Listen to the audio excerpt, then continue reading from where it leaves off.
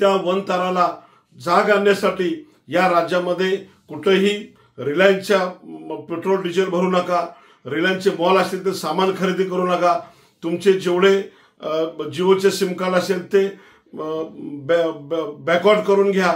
आणि अनेक चंदगडसारख्या भागामध्ये मोठमोठे हत्ती येऊन आमचं शेतकऱ्यांचं नुकसान केलं जातंय, डुकरं नुकसान करतात, पिकं उद्ध्वस्त केली जातात।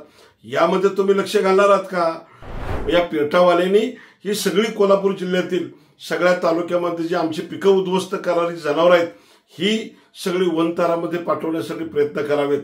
पेटाच्या तक्रारीनंतर कोल्हापूर जिल्ह्यातील नांदणी या ठिकाणचे हत्ती महादेवीला वनतारामध्ये पाठवण्यात आलं।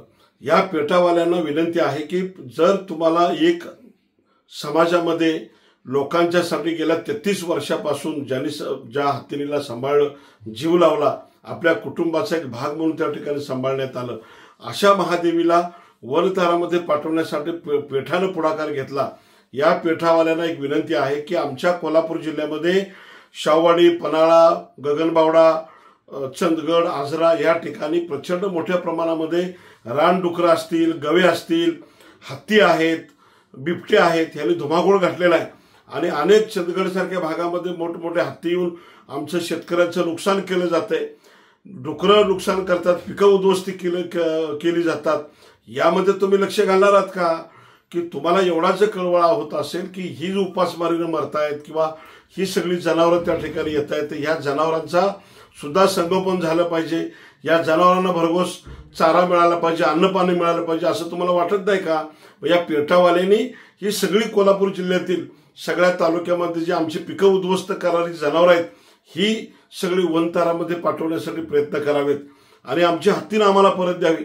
मी राज्यातल्या तमाम सर्व जिल्हे, पश्चिम महाराष्ट्र असेल, मराठवाडा असेल आणि विदर्भ असेल, त्याचबरोबर खानदेश, जे आमच्या कोल्हापूरशी कनेक्टेड आहेत, ज्या कोल्हापूरसाठी ज्यांचं नातं घट्ट आहे की आमच्या आई अंबाबाईच्या दर्शनासाठी, महालक्ष्मीच्या दर्शनासाठी संपूर्ण महाराष्ट्रातून लोक येतात, ज्योतिबाच्या दर्शनासाठी येतात, त्या माझ्या तमाम भाविक भक्तांना आणि शेतकऱ्यांना विनंती आहे की तुमचं आमचं नातं घट्ट आहे की आमची हत्ती महादेवीला जोपर्यंत आम्हाला परत मिळत नाही तोपर्यंत त्या वनताराला जाग आणण्यासाठी या राज्यामध्ये कुठेही रिलायन्सच्या पेट्रोल डिझेल भरू नका, रिलायन्सचे मॉल असतील ते सामान खरेदी करू नका, तुमचे जेवढे जिओचे सिम कार्ड असेल ते बॅकआउट करून घ्या। आणि याच्यामध्ये जोपर्यंत आमची महादेवी परत येत नाही तोपर्यंत हा लढा आपण सगळ्यांनी चालू ठेवूया। मी तमाम सगळ्या राज्यातील सगळ्या जनतेला आव्हान करतो, शेतकरी जन आक्रोश मोर्चा आणि मराठा क्रांती ठोक मोर्चाच्या वतीनं आपण जोपर्यंत हत्ती आमची परत येत नाही तोपर्यंत आपण ह्या रिलायन्सला या महाराष्ट्रातून हद्दपार करा। सोशल मीडियाच्या भाऊ गर्दीत विश्वासार्हतेने चकाकणारे नाव म्हणजे लेट्सअप मराठी। सगळ्यांना, सगळ्या नागरिकांना ती स्पीच, ती लेट्सअप वरील मुलाखती म्हणजे विचारांचा खजिना। त्यानंतरच्या निवडणुकीमध्ये मला सोडून गेले। बातम्या केवळ वस्तुस्थिती सांगणाऱ्या, न प्रोपगंडा, फक्त जनतेचा अजेंडा। क्योंकि आने वाला कल जाने वाला है, जाने वाला कल आने वाला है। राजकारण, मनोरंजन असो की क्रीडा क्षेत्र, महाराष्ट्राची स्पंदने संवेदनशीलतेने टिपणारे माध्यम म्हणजे लेट्सअप मराठी।